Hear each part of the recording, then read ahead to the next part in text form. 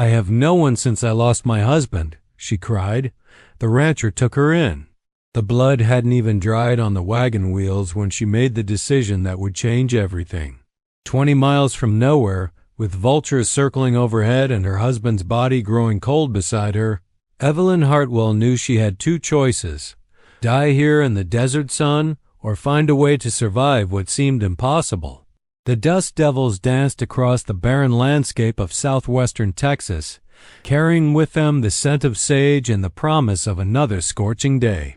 It was 1873, and the frontier was no place for a woman alone, especially not one barely past her 20th birthday with nothing but the clothes on her back, and a wedding ring that now felt like a chain around her finger. She had been walking for 3 hours when the horseman appeared on the horizon. Marcus Donovan saw her long before she saw him. Through the shimmering heat waves that rose from the hard-pan desert floor, a figure stumbled forward with the desperate gait of someone who had already accepted death but hadn't yet learned how to embrace it. His weathered hands tightened on the reins of his bay mare as he urged the animal forward, his keen gray eyes taking in every detail of the scene before him. The woman wore a torn calico dress that had once been blue but was now the color of dust and desperation. Her dark hair hung in tangled strands around a face that was pretty despite the dirt and exhaustion that marked her features. But it was her eyes that caught his attention, green as prairie grass after a spring rain, filled with a pain so raw it made his chest tighten with an emotion he had thought buried years ago. Behind her, perhaps half a mile back, he could make out the dark shape of an overturned wagon. Even from this distance, he knew what he would find there. The frontier was littered with the dreams of those who had underestimated its cruelty. "Ma'am," his voice carried across the distance between them, rough from years of shouting over cattle and wind. "You hurt?" Evelyn stopped walking and looked up at the man on horseback. He was tall and lean, with shoulders broadened by years of hard labor and a face that spoke of too many seasons spent under the unforgiving sun. His hat cast shadows across features that were neither handsome nor ugly, but somehow reassuring in their steadiness. She judged him to be around 30, though the lines around his eyes suggested he had lived more than his years should have allowed. "I need help." The words came out as barely more than a whisper, her throat parched and swollen.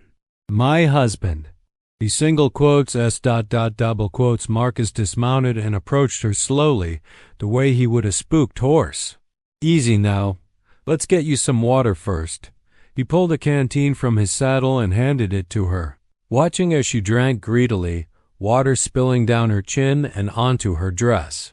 When she had finished, he took the canteen back and studied her face more carefully. Whatever had happened back there at the wagon, it had left its mark on more than just her body. "What's your name, ma'am?" "Evelyn. Evelyn Hartwell." She wiped her mouth with the back of her hand. "We were heading to California.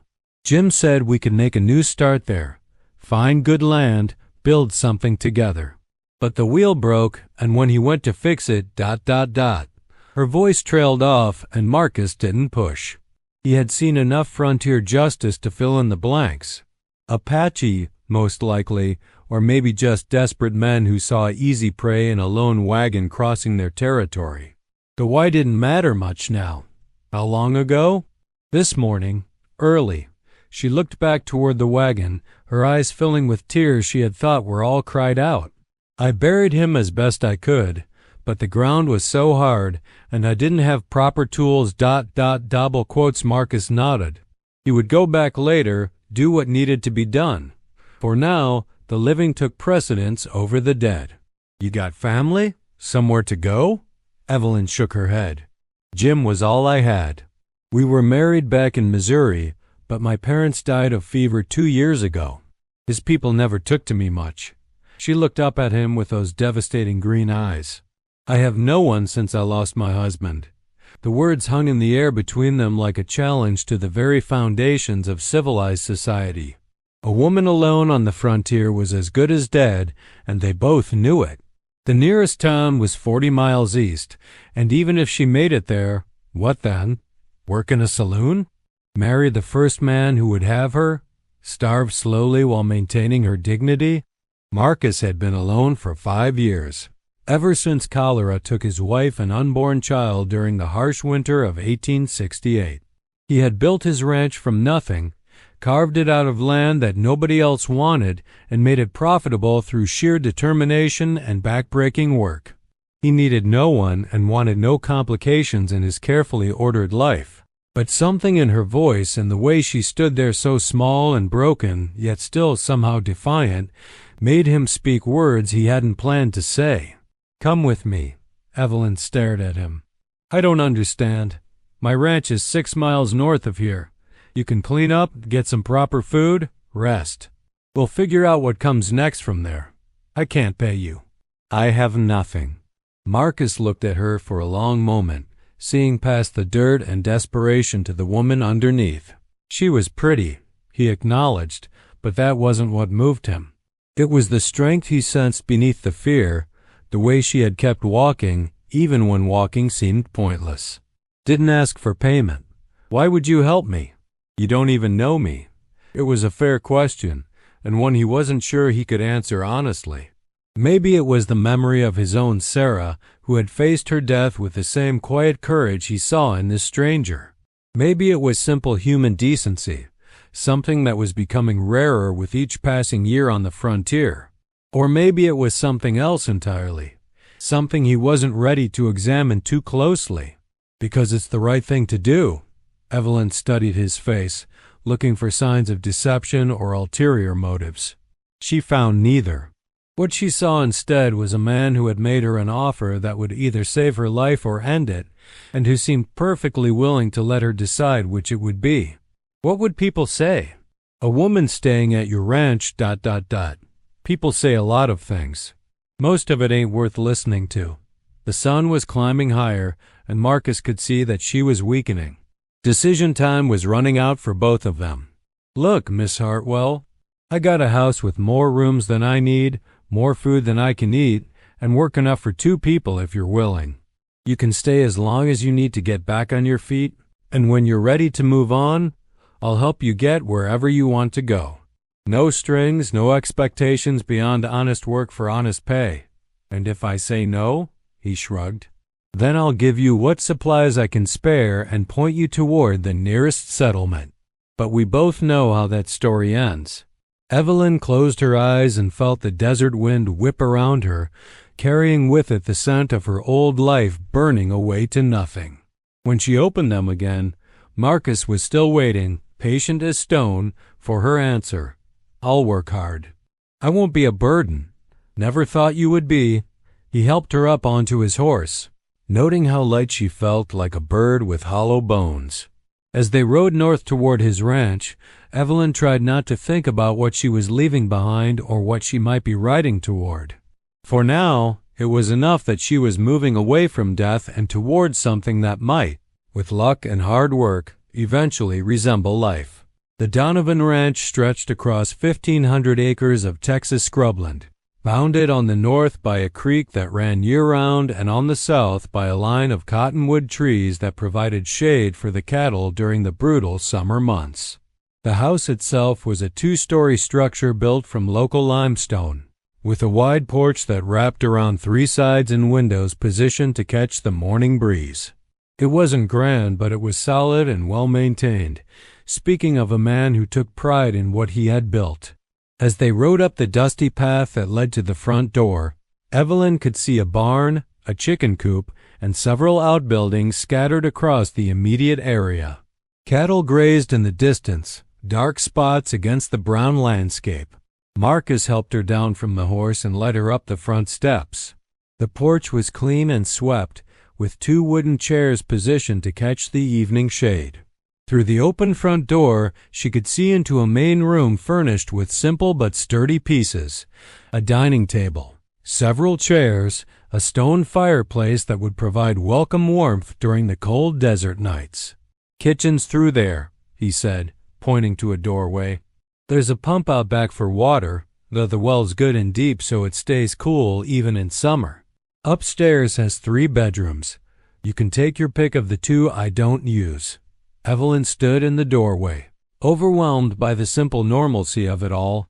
After the horror of the morning and the desperation of the walk across the desert, this felt like stepping into someone else's dream. "It's beautiful."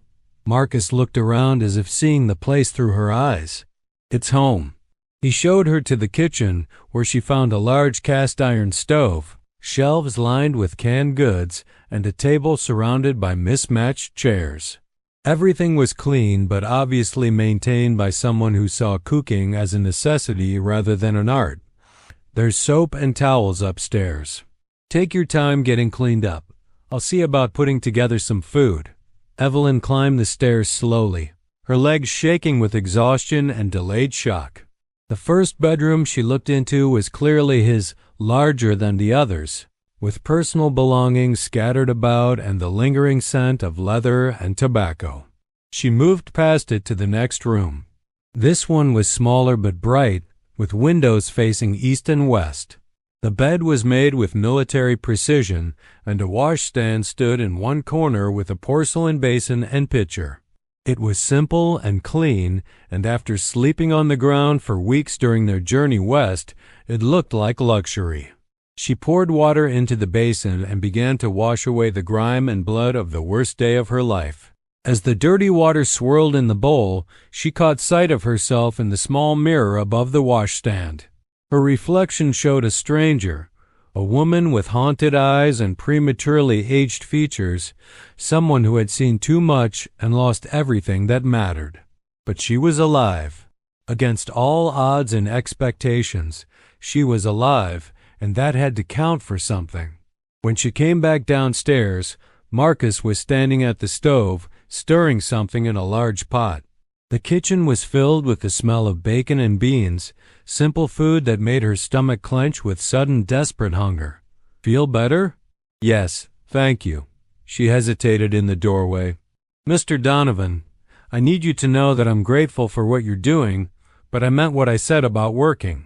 I won't be kept like some charity case." He turned to look at her, taking in her clean face and the way she held herself straighter now that the worst of the dirt and despair had been washed away. "What kind of work you done before?" "I can cook, clean, sew, tend a garden. I helped my mother run a boarding house back in Missouri before she died. I know how to manage a household and stretch supplies when money's tight." Marcus nodded approvingly. "House could use a woman's touch. I do all right for myself, but I ain't much for the finer points of keeping house. You handle the domestic side of things, help with the books, and I'll provide room and board plus $20 a month. That sound fair?" $20 was more than generous for a woman in her position, and they both knew it. It was enough to eventually buy passage somewhere else or to start over if she chose to stay. It was independence, something she had never really had even when she was married. More than fair. "Good. Now sit down and eat before you fall over." The meal was simple but filling. Bacon, beans, cornbread, and coffee strong enough to wake the dead. Evelyn ate slowly at first, then with increasing urgency as her body reminded her how long it had been since her last real food. Marcus ate quietly, watching her without seeming to stare, giving her space to process everything that had happened. "How long have you lived here?" she asked when the worst of her hunger was satisfied. 5 years. Bought the land from a man who couldn't make it pay. Previous owner tried to run sheep, but the wolves and coyotes got most of them. Cattle do better out here. They can defend themselves, and there's enough grass if you know where to look. Do you run it all yourself? Got 2 hands who help during roundup and branding season. Rest of the time, it's just me. He paused, considering. Well, just me until now. The words carried weight. Acknowledgement of the change that her presence would bring to his carefully ordered existence. Evelyn felt a flutter of anxiety in her chest. "I promise I won't disrupt your routines. I know this is your home, your life. I'm just grateful for the chance to get back on my feet." Marcus looked at her across the table, noting the way she automatically minimized her own needs, making herself as small and unobtrusive as possible. It was a defense mechanism he recognized the careful politeness of someone who had learned that survival sometimes depended on not taking up too much space. "Miss Hartwell, you've been through hell today. Don't worry about disrupting anything. Just focus on healing and figuring out what comes next." After dinner, he showed her the rest of the house. The living room contained a bookshelf filled with volumes on agriculture, animal husbandry, and local history, along with a few novels that looked well read. The books surprised her. She hadn't expected a rancher to be much of a reader. "You like to read?" she asked, running her fingers along the spine of a copy of Great Expectations. "Winters get long out here. Books help pass the time."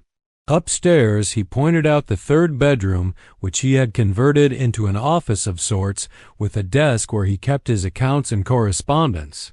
Everything was neat and organized, suggesting a methodical mind that approached problems systematically. "I'll leave you to get settled," he said when they returned to the main floor. "I need to check on the stock, make sure everything's secure for the night. You need anything, just holler." After he left, Evelyn stood in the quiet house and tried to process the rapid changes in her circumstances. This morning she had been a wife, traveling with her husband toward what they hoped would be a better life. Now she was a widow, dependent on the charity of a stranger, with nothing to her name but the clothes on her back. But she was alive, and she was safe, and for tonight that was enough. She spent the evening exploring the house more thoroughly, getting a sense of the man who had taken her in.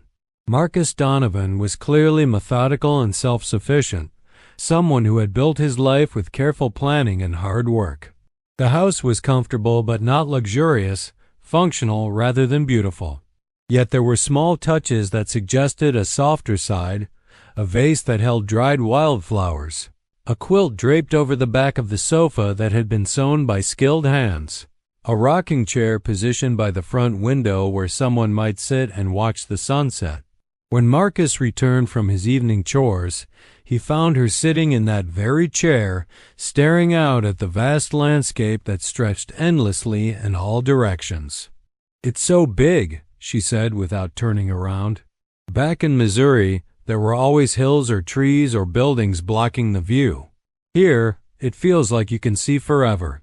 "Take some getting used to," he agreed. "Some folks find it lonesome. Others find it peaceful. Which do you find it?" Marcus considered the question as he settled into the other chair. "Both, I suppose. Depends on the day." They sat in comfortable silence as the sun painted the sky in shades of orange and red. Somewhere in the distance, a coyote howled, the sound carrying across the empty miles like a reminder that civilization was still a fragile thing in this part of the world. "Mr. Donovan," Evelyn said finally, "why did you really help me today?" He was quiet for so long she thought he might not answer. When he spoke, his voice was softer than she had heard it before. "My wife died 5 years ago. Cholera. She was carrying our first child." He stared out at the darkening landscape. "I found her one morning, and there wasn't anything I could do. Nothing anyone could do. Sometimes a person just runs out of time." Evelyn felt tears prick her eyes. "I'm sorry. Point is, I know what it's like to lose everything that matters. To stand there and realize that all your plans, all your hopes, they just got swept away like dust in the wind." He turned to look at her. "Nobody helped me then. Had to figure it out on my own. Maybe I helped you today because I wish someone had been there to help her." The honesty in his words hit her harder than any sympathy she had received. Here was a man who understood loss not as an abstract concept, but as a lived experience, someone who had walked through the same fire that was now consuming her own life. "What was her name?" "Sarah. Sarah Elizabeth Donovan." He smiled slightly. "She would have liked you, I think. She always said I was too serious, that I needed someone around to remind me that life ain't all work and worry." "She sounds wonderful." She was. Marcus stood and stretched, his joints creaking after a long day. "I'll let you get some rest. Tomorrow we can start figuring out how to make this arrangement work for both of us." As he headed toward the stairs, Evelyn called after him, "Mr. Donovan, thank you. Not just for today, but for telling me about Sarah. It helps to know that grief doesn't have to be faced alone. He paused at the bottom of the stairs. Marcus, if you're going to be living here, might as well use my given name. Marcus, she repeated, testing the sound of it. And I'm Evelyn. Good night, Evelyn. Good night. After he disappeared upstairs, Evelyn remained in the rocking chair, watching the stars emerge one by one in the vast Texas sky. For the first time since Jim's death, she allowed herself to think about the future, not as something to be endured, but as something that might eventually be worth living. The following weeks fell into a rhythm that surprised them both with its naturalness. Evelyn rose with the dawn, starting coffee and preparing breakfast while Marcus tended to the early morning chores. By the time he returned to the house, she would have eggs, bacon, and fresh biscuits waiting, along with strong coffee that could wake the dead. Their conversations over these morning meals were brief but comfortable.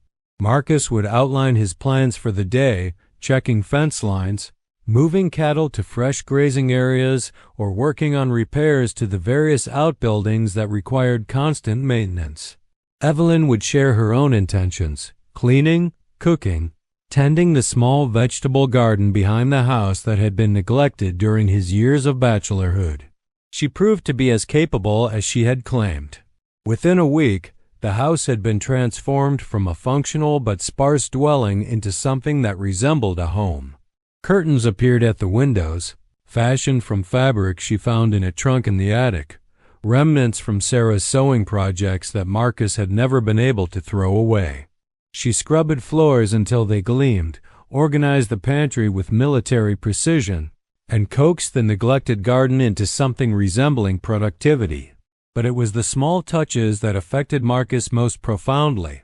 Fresh flowers on the kitchen table, the smell of bread baking in the oven, the sound of humming drifting through the house as she worked.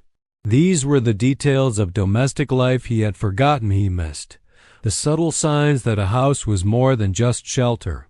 Evelyn, for her part, found comfort in the routine. The work kept her hands busy and her mind occupied, providing blessed relief from the grief that threatened to overwhelm her during quiet moments. She threw herself into her tasks with an intensity that bordered on obsession, scrubbing floors that were already clean and reorganizing pantry shelves that needed no improvement. Marcus noticed but said nothing. He recognized the healing power of useful work, the way that physical labor could sometimes quiet the noise in a troubled mind.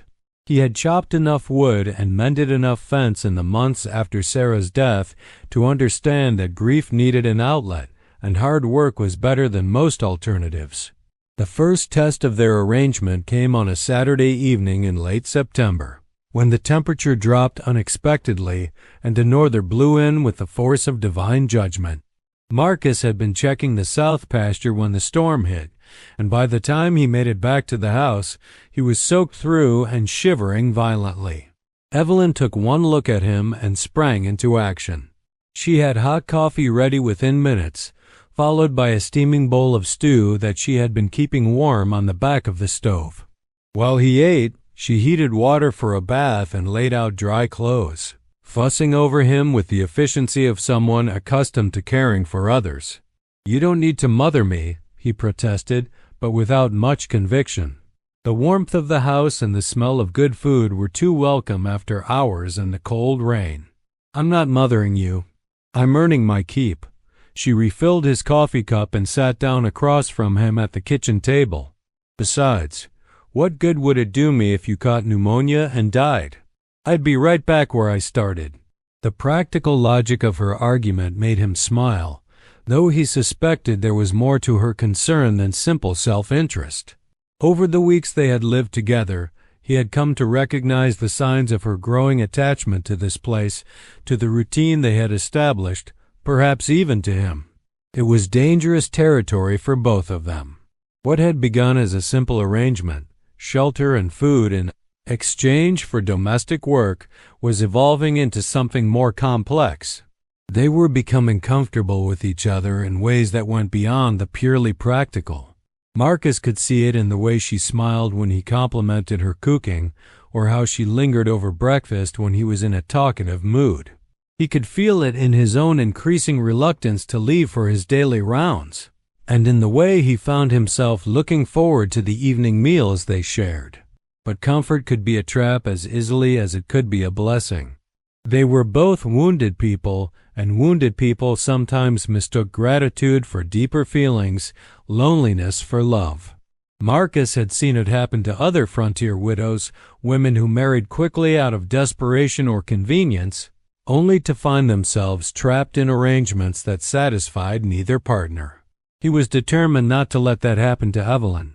She deserved better than to settle for the first man who offered her security. When she was ready to make choices about her future, they should be choices made from strength, not weakness. The storm raged for 3 days, trapping them inside the house with only each other for company. It was during this enforced intimacy that the careful boundaries they had maintained began to blur. On the second evening, as they sat by the fireplace listening to the wind howl around the eaves, Evelyn asked about Sarah. Not the basic facts Marcus had already shared, but the details that brought a person to life, her laugh, her habits, the way she took her coffee in the morning. Marcus found himself talking about his dead wife in ways he hadn't since her funeral. He told Evelyn about Sarah's terrible singing voice and her inability to cook anything without burning it. About the way she collected stray animals and her habit of reading aloud from novels while he worked on his accounts. "She sounds like she brought a lot of joy to your life," Evelyn said when he finally fell silent. "She did. But she's gone, and I've made my peace with that." He looked at Evelyn across the firelit room. "What about your Jim? What kind of man was he?" It was the first time he had asked directly about her marriage, and Evelyn felt a flutter of anxiety in her chest. The truth was complicated, and she wasn't sure she was ready to share it with anyone. "Jim was practical," she said finally. "He married me because he needed a wife, and I married him because I needed a husband. We got along well enough, but a WSN single quotes T. She struggled for the right words. "It wasn't a love match. More of a partnership," Marcus nodded, understanding more than she realized. Frontier marriages were often matters of necessity rather than romance. People paired up for survival, for companionship, for the practical benefits of shared labor and divided responsibilities. "That doesn't make his death any less tragic," he said gently. "No, it doesn't." Evelyn stared into the fire. "But it does make it different, I think. I'm not mourning a great love lost. I'm mourning the future we might have built together, the security I thought I had found." The honesty of her admission hung between them like a bridge neither was quite ready to cross. They were both practical people who understood that marriage could be many things: love, convenience, necessity, companionship. The question was what, if anything, their own relationship might become. On the third day, the storm finally blew itself out, leaving behind a world washed clean and bright. Marcus ventured out to assess the damage, finding several sections of fence down and 2 trees that had fallen across the access road. The work would keep him busy for days. But as he surveyed the destruction, he found himself thinking not about the repairs that needed to be made, but about the woman waiting back at the house. Somewhere during the long hours of enforced companionship, Evelyn Hartwell had stopped being a temporary guest and started feeling like something else entirely. The realization should have worried him. Instead, it filled him with a cautious hope he hadn't felt in years. When he returned to the house for lunch, he found Evelyn in the kitchen, flour in her hair and a smile on her face as she worked dough for fresh bread. The sight of her there, so natural and right in his kitchen, made something tight in his chest finally loosen. "Storm do much damage?" she asked without looking up from her kneading. "Some fence down, couple of trees across the road. Nothing that can't be fixed." He hung his hat on the peg by the door and moved to the wash basin. "Might take me a few days to get it all sorted. I could help. I'm handy with tools when I need to be." Marcus paused in his washing and looked at her. The offer was practical. He could certainly use the help, but it also represented something more. A willingness to move beyond the purely domestic sphere to become a true partner in the work of maintaining the ranch. You sure? It's hard work and some of it's dangerous, I'm sure. She shaped the dough into loaves and set them aside to rise. Besides, I've been cooped up in this house for 3 days. I could use some fresh air and exercise. The next morning found them working, side by side, to clear the fallen trees from the access road. Marcus wielded the axe while Evelyn dragged the smaller branches into piles for burning later. It was back-breaking work, but she attacked it with the same determination she brought to her household tasks. As the day wore on, Marcus found himself stealing glances at his unlikely work partner. Her dress was torn and dirty, her hair escaping from its pins, and her face was flushed with exertion. She should have looked bedraggled and unattractive. Instead, she looked alive in a way he hadn't seen before, energized by the physical challenge and the satisfaction of useful work. "You're enjoying this," he observed during a brief rest. "I suppose I am." She wiped sweat from her forehead with the back of her hand. "I spent most of my marriage feeling useless, like I was just going through the motions of being a wife without really contributing anything meaningful. This feels real, important." Marcus understood. There was something deeply satisfying about work that produced visible results, about going to bed tired and knowing you had accomplished something worthwhile. It was one of the things he loved about ranch life, the direct relationship between effort and outcome. By evening, they had cleared the road and made a good start on repairing the downed fence. As they walked back to the house together, both exhausted but pleased with their progress, Marcus made a decision that had been forming in his mind all day. "Evelyn, I want to make you a proposition." She looked at him warily. "What kind of proposition?" "A business proposition. You've proved yourself more than capable of handling whatever needs doing around here.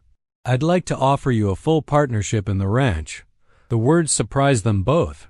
Marcus had intended to suggest increasing her wages, perhaps giving her a small share in the profits.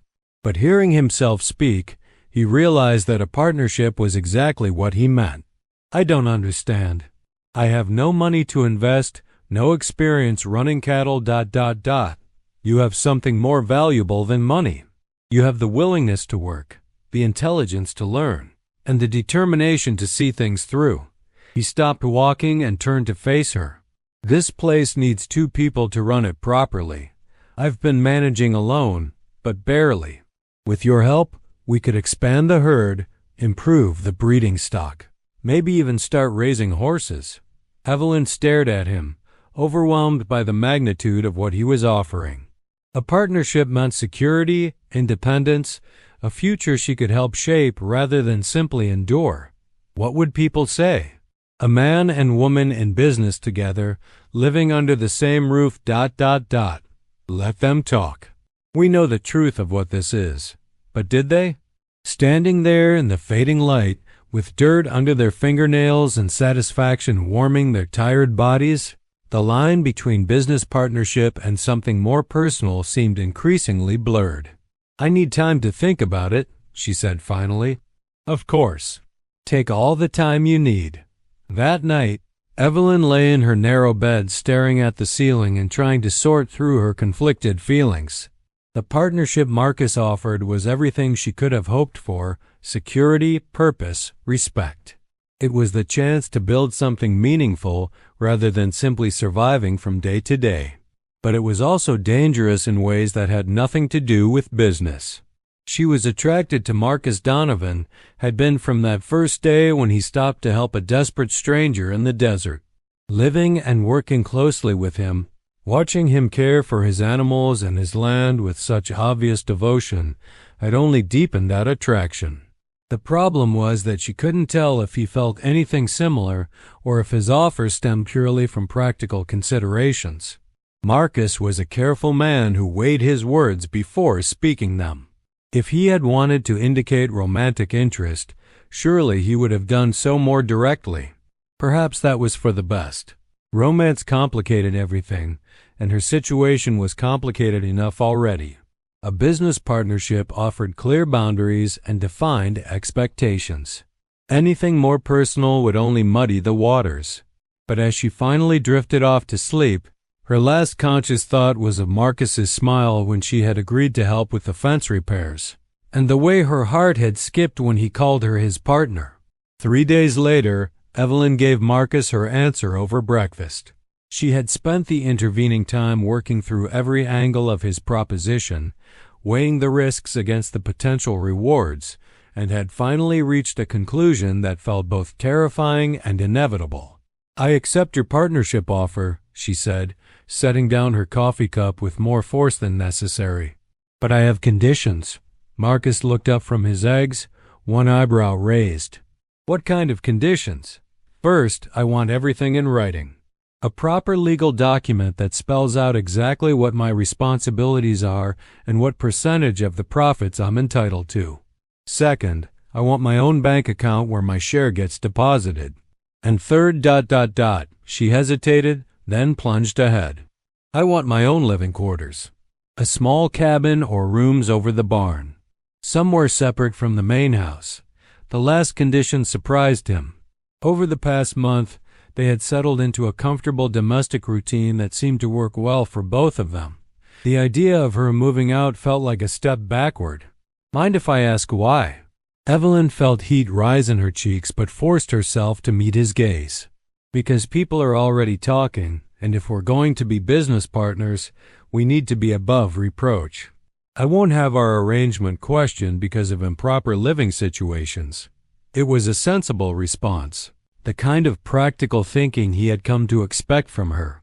But Marcus sensed there was more to it than simple concern for appearances. "Fair enough. There's a small building behind the barn that used to be the foreman's quarters. Hasn't been used in years, but it's solid. We could fix it up, make it livable."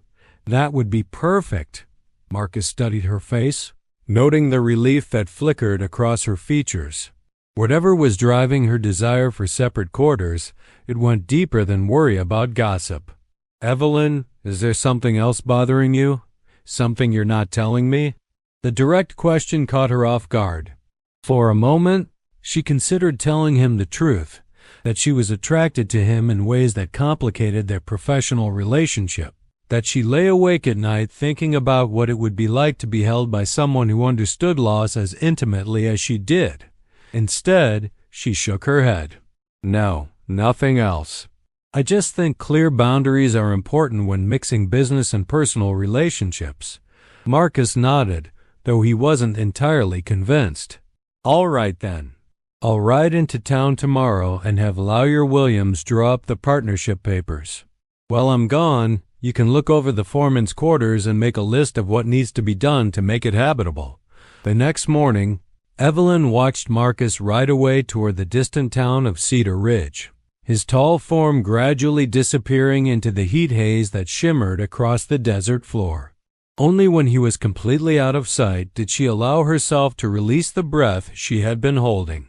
Living under the same roof with Marcus Donovan was becoming increasingly difficult. Not because he had done anything improper, quite the opposite. His careful respect for her boundaries and his obvious efforts to avoid any situation that might compromise her reputation only made her more aware of her growing feelings for him. She had been married to Jim Hartwell for 2 years, but she had never felt for her husband what she was beginning to feel for Marcus. With Jim, marriage had been a practical arrangement that provided security and companionship. With Marcus, she found herself noticing things that had nothing to do with practicality. The way his hands looked when he worked with leather, the sound of his laugh when something genuinely amused him, the quiet strength he radiated even in moments of rest. It was dangerous territory for a woman in her position. She was dependent on Marcus's goodwill for everything, her shelter, her food, her future prospects. Allowing romantic feelings to complicate their relationship could destroy everything she was trying to build. The foreman's quarters were located about 50 yards behind the main barn, connected to the larger building by a covered walkway that would provide protection during bad weather. The structure was small but well built, with stone walls and a slate roof that had weathered decades of Texas storms. Inside, Evelyn found 2 rooms, a main living area with a stone fireplace and a smaller bedroom with a single window facing east. The floors were wooden planks that needed sanding and oiling, and the walls required fresh whitewash, but the bones of the building were sound. She spent the morning making detailed notes about necessary repairs and improvements. The work would take several weeks, but it would give her a project to focus on while she adjusted to her new role as Marcus's business partner. Marcus returned from town that evening with the completed partnership agreement and news that set both their plans and their comfortable routine spinning in an unexpected direction. "There's trouble coming," he announced without preamble as he dismounted and began unsaddling his horse. Railroads finally decided to push through to El Paso, and they're offering premium prices for beef to feed their work crews. Evelyn looked up from the chicken coop where she had been collecting eggs. "That sounds like good news for ranchers." It would be, except they want delivery in 6 weeks, and they want more cattle than most operations around here can provide individually. Marcus pulled the saddle from his horse's back and set it on the fence rail. "Word is that several of the smaller ranchers are talking about pooling their herds for a big drive to the railroad camp. Including you? I'm thinking about it. The money would be enough to expand our operation significantly, buy better breeding stock, improve the ranch infrastructure, maybe even purchase some of the adjacent land that's coming up for sale." He turned to face her. "But it would mean leaving the ranch for at least a month, possibly longer." The implications of his words hit Evelyn immediately. A cattle drive was dangerous work that required every available hand. If Marcus joined the drive, she would be left alone at the ranch for weeks, responsible for maintaining the property and protecting the remaining livestock. "What about the cattle we don't drive? Someone needs to stay and watch over them. That's the problem. I can't afford to hire someone to stay here, and I can't afford to miss out on the railroad contract either." Marcus ran a hand through his hair, a gesture she had learned to recognize as a sign of his frustration. "Unless ... Unless what?" "Unless my business partner thinks she's up to running the ranch solo while I'm gone." The suggestion took her breath away. She had been a partner for exactly 1 day, and he was already talking about leaving her in complete control of the operation. "Marcus, I don't know anything about managing cattle. What if something goes wrong? What if rustlers come, or the well runs dry, or ... You'll figure it out. You're smart, you're capable, and you're not afraid of hard work." He stepped closer, his gray eyes serious. "I wouldn't suggest it if I didn't believe you could handle it." His confidence in her abilities was both flattering and terrifying. The rational part of her mind cataloged all the things that could go wrong with an inexperienced woman left alone on a remote ranch. But another part, the part that had been feeling increasingly confined by the limitations of her situation, responded to the challenge with excitement. "How many cattle would you be taking?" "About 60% of the herd. That leaves roughly 200 head here, plus the horses and other livestock. 200 cattle." It sounded like an enormous responsibility, but Marcus seemed to think she could handle it. Maybe he was right. Maybe it was time to find out what she was truly capable of. "What would I need to know?" Marcus smiled, the first genuine smile she had seen from him since he returned from town. "Everything. And we've got 6 weeks to teach you." The next month and a half passed in a blur of intensive education. Marcus threw himself into the task of preparing Evelyn for solo ranch management with the same methodical approach he brought to everything else. They rode the property boundaries together while he explained the seasonal movement patterns of the cattle and the location of every water source. He taught her to recognize signs of disease in livestock and the basics of veterinary care. Most importantly, he showed her how to shoot straight and fast. "Out here, your rifle might be the only thing standing between you and disaster," he said as they practiced target shooting behind the barn. Rustlers, wild animals, even just putting down a horse with a broken leg, you need to be able to handle a gun without hesitation. Evelyn proved to be a natural marksman, her steady hands and keen eyesight serving her well. Within a few weeks, she could consistently hit targets at distances that impressed even Marcus. But it was the financial side of ranch management that truly captured her interest. Marcus kept meticulous records of every transaction, every head of cattle, every expense and profit. As they worked through the books together, Evelyn began to see patterns and opportunities that had escaped his notice. "You're selling your cattle too cheaply," she observed one evening as they reviewed the previous year's sales records. "Look at these prices compared to what other ranchers in the area are getting." Marcus studied the figures she had laid out. "I've always focused more on building relationships with buyers than maximizing profit on individual sales. That's admirable, but it's also costing us money. If we're going to expand the operation, we need every dollar we can get." The word "us" slipped out naturally, and both of them noticed it. Somewhere during the intensive weeks of preparation, their partnership had evolved from a formal business arrangement into something that felt genuinely collaborative. 2 weeks before the cattle drive was scheduled to begin, 3 events occurred that would fundamentally alter the trajectory of their carefully laid plans. The first was the arrival of Samuel Morrison. Evelyn was hanging laundry on the line behind the house when she heard the sound of approaching horses. Living on an isolated ranch had taught her to be wary of unexpected visitors, so she quickly finished pinning up the last shirt and walked around to the front of the house where she could see the riders clearly. There were 3 of them, all well dressed in the manner of successful businessmen rather than working cowboys. The man in the lead was perhaps 40 years old, with carefully groomed hair and a gold watch chain glinting across his vest. He dismounted with the fluid grace of someone accustomed to fine horses and expensive equipment. "Good afternoon, ma'am. I'm looking for Marcus Donovan. He's out checking the north pasture. Should be back within the hour." Evelyn wiped her hands on her apron, suddenly conscious of her work-worn appearance. "I'm Miss Hartwell, Mr. Donovan's business partner. Perhaps I can help you?" The man's eyebrows rose slightly at her self-identification as a business partner, but his smile remained polite. "Samuel Morrison from the Cattlemen's Association.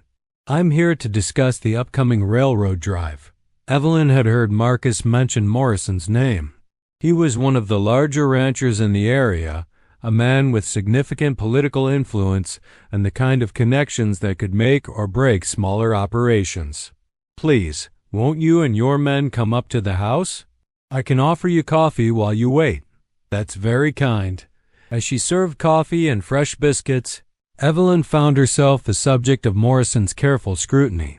His questions were polite but probing. How long had she been working with Marcus? What was the nature of their partnership? Did she have experience with cattle operations? "Forgive my curiosity, Miss Hartwell, but it's unusual to find a woman in a business partnership on a working ranch. Perhaps that's because women haven't been given the opportunity to prove themselves capable." Morrison smiled at her directness. "Perhaps indeed.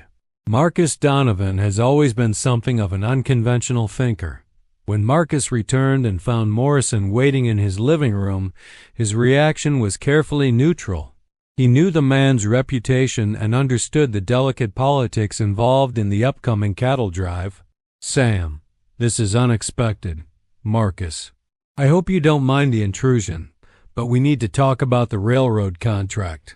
Over the next hour, Morrison laid out a proposal that was both generous and manipulative. The Cattlemen's Association was organizing the drive, and they wanted Marcus to join as a full partner rather than simply contributing cattle to a pool. It would mean significantly more profit, but also greater risk and responsibility. "The thing is, Marcus, we need someone we can trust to handle the financial side of the operation. Keep track of the cattle count, manage the payments, make sure everyone gets their fair share when we reach the railroad camp." It was a plum assignment that would establish Marcus as a major player in the local cattle industry. It was also a job that would require him to stay with the herd all the way to El Paso and oversee the final negotiations with the railroad buyers. "How long are we talking about?" 3 months, possibly 4. Depends on whether and how fast we can move the herd. 3 months. The number hit Evelyn like a physical blow. They had been planning for Marcus to be gone a month at most. 3 months alone on the ranch was an entirely different proposition. I need time to think about it, Marcus said finally. Of course, but I'll need an answer within the week. We're finalizing the roster of participants, and if you're not interested, I need to approach someone else. After Morrison and his men left, Marcus and Evelyn sat on the front porch in silence, both lost in their own thoughts. The opportunity he had been offered was exactly the kind of breakthrough that could transform their operation from a modest ranch into a significant business enterprise. But the cost was daunting. You should take it, Evelyn said finally. Marcus looked at her in surprise. 3 months is a long time to leave you here alone. I can handle it. I know you can. That's not what worries me. Then what does? Marcus was quiet for a long moment, struggling with how much of the truth he was willing to share. The idea of leaving Evelyn alone for 3 months filled him with an anxiety that went well beyond practical concerns about ranch management. A lot can happen in 3 months. People change. Situations change. When I come back, things might be different. Evelyn understood what he wasn't saying. 3 months was long enough for her to decide she wanted a different life, to accept a marriage proposal from someone else, to simply disappear into the vast expanse of the frontier. Their partnership was still new and largely untested. There were no real guarantees that she would still be here when he returned. "I'll be here when you get back," she said quietly. "I give you my word. It's not just about you being here. It's about—" He stopped, realizing he was treading into territory they had both been careful to avoid. About what, Marcus? He turned to look at her. This woman who had somehow become essential to his daily happiness without him quite realizing when it had happened. The evening light caught the red highlights in her dark hair and painted her face in soft golden tones that made her look younger and more vulnerable than her usual determined demeanor suggested. About the fact that I don't want to leave you. The simple honesty of his admission hung between them like a bridge neither had expected to find. Evelyn felt her heart begin to race as she processed the implications of his words. Marcus ... double quotes. I know we agreed to keep things professional. I know you've got your own healing to do and decisions to make about your future. But I'd be lying if I said my feelings for you hadn't moved beyond simple partnership. Evelyn stared at him, torn between joy and terror. This was exactly what she had been hoping for and exactly what she had been trying to avoid. I care about you too, she said finally. More than I should, probably. Why more than you should? Because I'm not sure I can trust my own feelings right now. 6 months ago, I was married to another man. I've been through trauma and loss, and I'm dependent on your kindness for everything I have. How can I know if what I feel for you is real or just gratitude mixed with loneliness? It was the heart of her dilemma, the question that had been keeping her awake at night and driving her desire for separate living quarters. Marcus's thoughtful nod told her he understood the complexity of her situation. So what do we do? You take Morrison's offer. 3 months apart will give us both time to sort through our feelings without the pressure of daily proximity. If what we feel is real, it will survive the separation. If it's not ... double quote, she shrugged. Then we'll know that too. Marcus wanted to argue, to tell her that he was certain of his feelings and didn't need time to test them. But the wisdom of her approach was undeniable. They were both carrying emotional baggage that complicated their judgment. A period of separation might indeed provide the clarity they needed. All right. I'll tell Morrison yes. Good. Evelyn stood and smoothed her skirts, suddenly needing to move, to do something with the nervous energy that was coursing through her system. Now, if we only have a week left, we'd better make sure I'm as prepared as possible to run this place alone. The second event that altered their plans occurred 3 days later when Evelyn's monthly courses failed to arrive on schedule. At first, she dismissed it as a consequence of stress and the major changes in her life. Her body had been through significant trauma, both physical and emotional, and disrupted cycles were not uncommon under such circumstances. But as the days passed and other subtle signs began to manifest, a slight nausea in the mornings, an unusual sensitivity to certain smells, a tenderness in her breasts that couldn't be attributed to physical work, a terrifying possibility began to take shape in her mind. She counted the days carefully, going back to her last intimate encounter with Jim before his death. The timing was possible, just barely, though she had been so focused on grief and survival that she hadn't given it any thought until now. The implications were staggering. If she was carrying Jim's child, everything changed. Her plans for independence, her partnership with Marcus, her carefully considered decision to give their relationship time to develop naturally, all of it would be swept away by the biological reality of pregnancy. An unmarried pregnant woman on the frontier had very few options, none of them pleasant.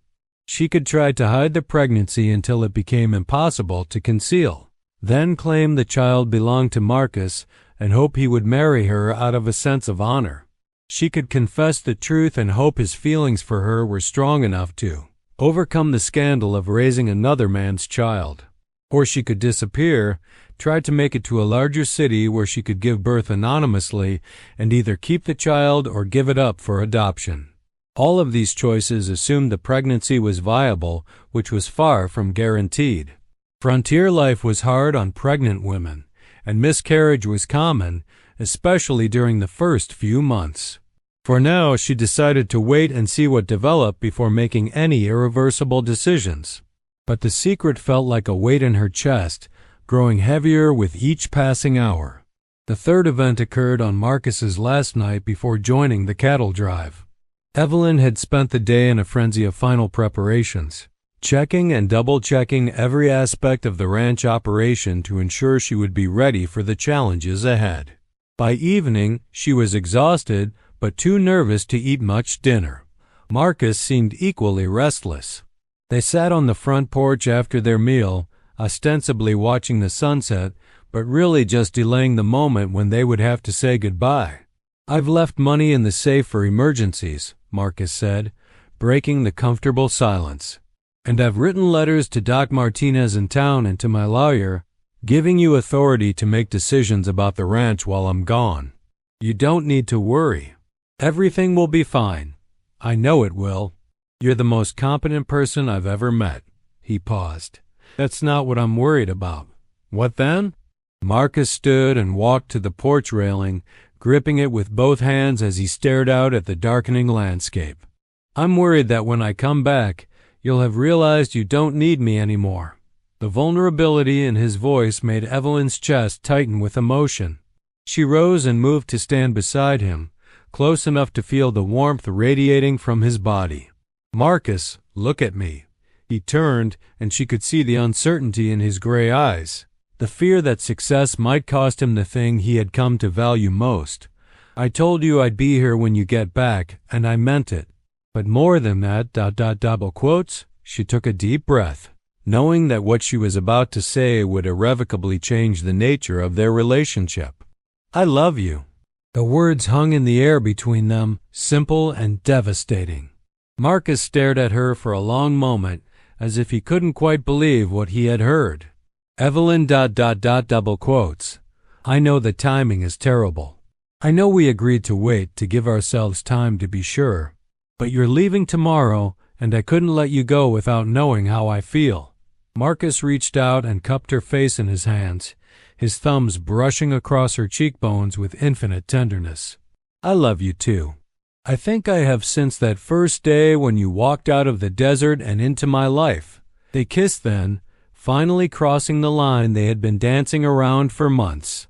It was gentle at first, a tentative exploration of new territory, but deepened as the reality of their mutual feelings began to sink in.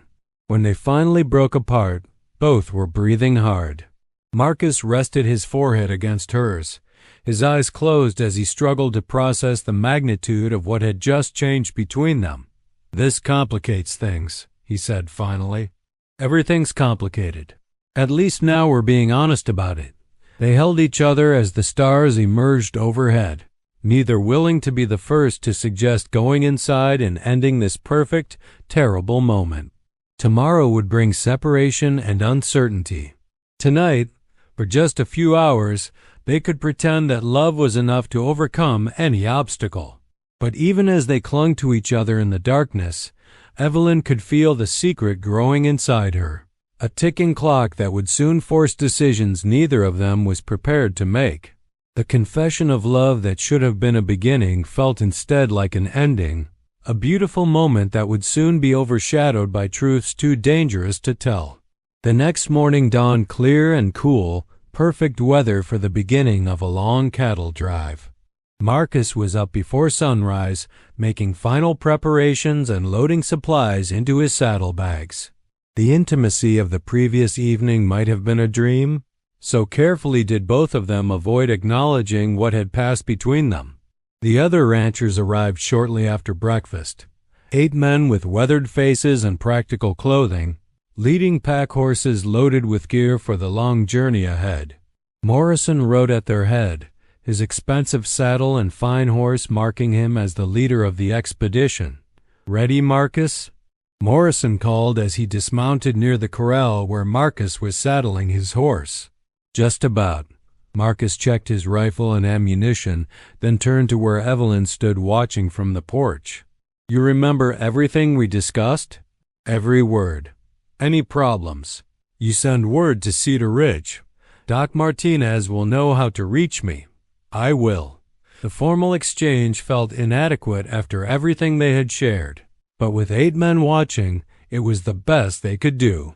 Marcus swung into his saddle and gathered his reins, his gray eyes finding hers across the distance. "Take care of yourself, Evelyn. You too." Then they were gone, disappearing into the heat haze thay.